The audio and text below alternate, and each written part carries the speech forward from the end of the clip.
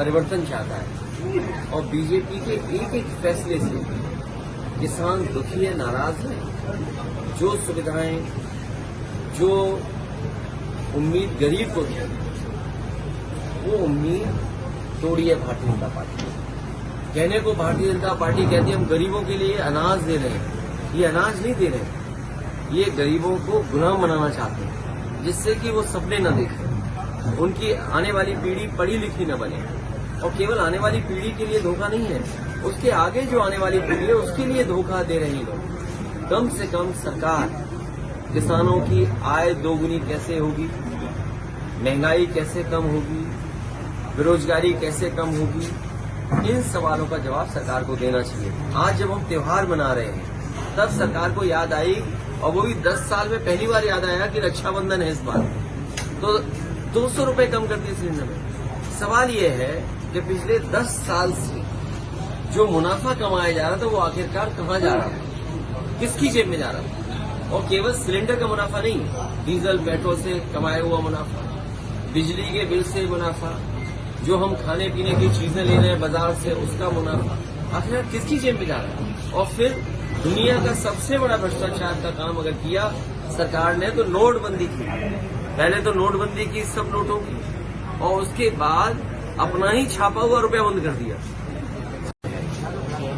देश परिवर्तन चाहता है और बीजेपी के एक एक फैसले से किसान दुखी है, नाराज है। जो सुविधाएं, जो उम्मीद गरीब को थी, वो उम्मीद तोड़ी है भारतीय जनता पार्टी।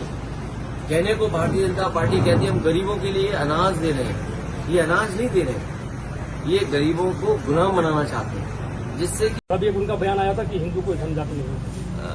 देखिए उनके विचार क्या हैं, मैं उनसे मिलूंगा। लेकिन कई बार भारतीय जनता पार्टी जानबूझ करके लीडर के साथ ऐसा व्यवहार करवाती है कि जिससे कि नेता कुछ कहे। जैसे उदाहरण के लिए, जिस मुख्यमंत्री आवास में पहले कई मुख्यमंत्री रहे, किसी ने गंगा जल से मुख्यमंत्री आवास को नहीं धुलवाया, लेकिन बीजेपी की सरकार आई तो गंगा जल से धुलवाया गया। हमें कोई आपत्ति नहीं है, क्योंकि आपका काम करने का तरीका ये है। इसी तरह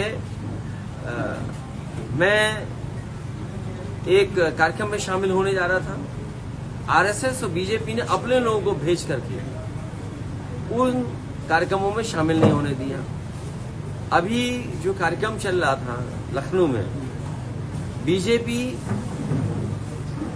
का कहीं न कहीं हस्तक्षेप था, जिसकी वजह से अपमानित किया गया था जूता फेंक कर। तो बीजेपी ये चाहती है दूसरे पॉलिटिकल लीडर्स को अपमानित करें, और अपमानित जब होगा तो कुछ न कुछ बोलेगा। सर कल मुंबई में आपकी जो अभी एक उनका बयान आया था कि हिंदू को जनजाति नहीं है। देखिए उनके विचार क्या हैं, मैं उनसे मिलूंगा। लेकिन कई बार भारतीय जनता पार्टी जानबूझ करके लीडर के साथ ऐसा व्यवहार करवाती है कि जिससे कि नेता कुछ कहे। जैसे उदाहरण के लिए, जिस मुख्यमंत्री आवास में पहले कई मुख्यमंत्री रहे, किसी ने गंगा जल से मुख्यमंत्री आवास को नहीं धुलवाया, लेकिन बीजेपी की सरकार आई तो गंगा जल से धुलवाया गया। हमें कोई आपत्ति नहीं है, क्योंकि आपका काम करने का तरीका ये है। इसी तरह मैं एक कार्यक्रम में शामिल होने जा रहा था। आरएसएस और बीजेपी ने अपने लोगों को भेज करके उन कार्यक्रमों में शामिल नहीं होने दिया। पहले तो केंद्र सरकार ने जो लगभग 400 से कहां पहुंचा दिए सिलेंडर, और इतने महीनों में अगर 200 रुपए की छूट दे रहे हैं तो नहीं लगता है कि इतना बढ़ा करके लूट की इन्होंने। ये छूट नहीं है, जो इतने दिनों की लूट हुई है उसका हिसाब किताब क्या है। आखिरकार किसके मुनाफा के लिए ये कीमत बढ़ाई जा रही थी।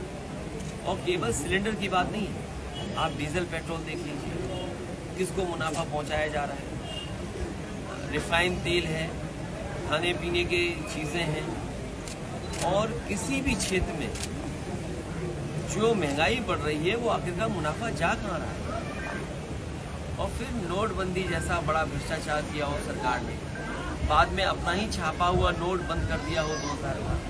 आखिरकार सरकार किस दिशा में जा रही है? बड़े पैमाने पे बेरोजगारी है, महंगाई है, और फिर सपना ये दिखा रहे हैं कि इतने लाख करोड़ के MOU हुए हैं, जमीन पर कुछ कारखाने आ गए हों।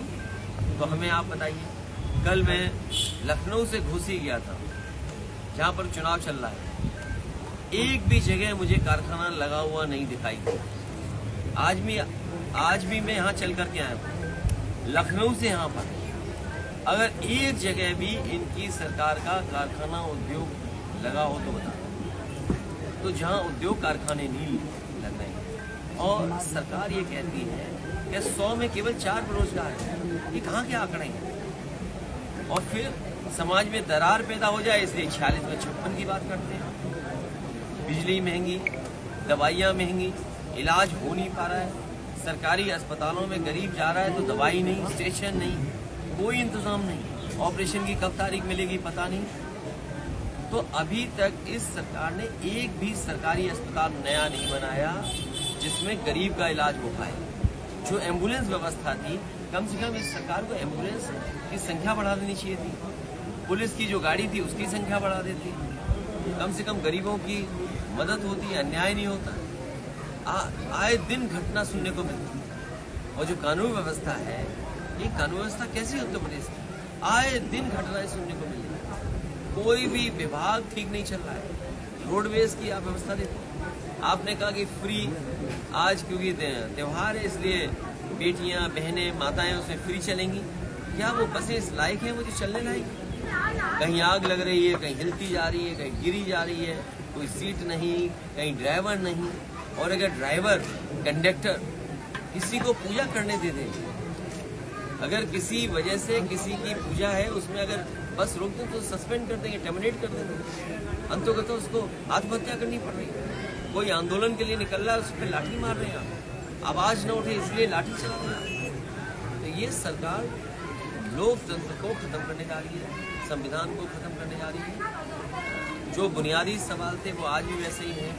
दिल्ली के 10 साल की सरकार के 24 तक, इस सरकार के भी लगभग 6 साल से ज़्यादा समय हो जाएगा। इनको जनता को जवाब देना पड़ेगा कि किसान की आय दोगुनी हुई कि नहीं हुई, जनता को क्या सुविधाएं दे रहे हैं, उसका जवाब सरकारों को देना पड़ेगा। नैमिषारण्य के बाद हम लोग यहाँ पर मिल रहे हैं, बहुत दुख की बात है। समाजवादी पार्टी में रहे पूर्व विधायक रामपाल जी आज हमारे बीच में नहीं है। उनका योगदान समाजवादी पार्टी को मजबूत करने के लिए लगातार बना रहा है। मुझे याद है जब पहली बार उनके साथ सीतापुर में मैंने कार्यक्रम किया था रथ के माध्यम से, उस समय वो चुनाव जीते थे और रथ के कार्यक्रम में लगातार वो रहे थे। ये बात मैं 11 के लगभग की बात बता रहा हूँ, उससे पहले की। बाद में क्षेत्र में जितना वो काम कर सकते थे काम किया उन्होंने, और उसी की लोकप्रियता है कि आज भी उनसे इतने लोग जुड़े हुए हैं। जिन परिस्थितियों में वो रहे, उन्होंने अपने स्वास्थ्य की परवाह नहीं की,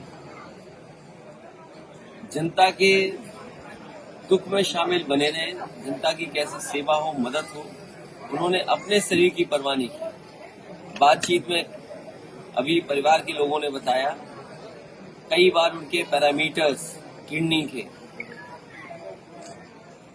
इधर उधर हो जाते थे, बढ़े नजर आते थे, लेकिन उसके बावजूद भी जनता से संपर्क नहीं तोड़ते थे। इधर उनका इलाज काफी हुआ। आखिरी में वेदांता में जब अस्पताल में इलाज हो रहा था, हम समाजवादी लोग सब गए थे, डॉक्टरों से भी बातचीत हुई।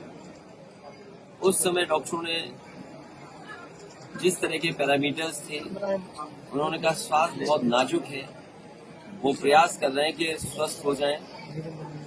जो उन्हें पैरामीटर्स कंट्रोल करने थे, लगातार आईसीयू में एक्सपर्ट डॉक्टर्स, जिम्मेदार जो जानकार हैं वो डॉक्टर्स, नर्सेज, स्टाफ बना रहा, लेकिन वो बचा नहीं पाया। आज वो हमारे बीच नहीं है, दुख है। और सबसे बड़ी बात है कि समाजवादियों ने एक जमीनी नेता खोया है। एक ऐसा नेता जिसने जोड़ के रखा था, उनके योगदान को कभी भी हम लोग भुला नहीं सकते।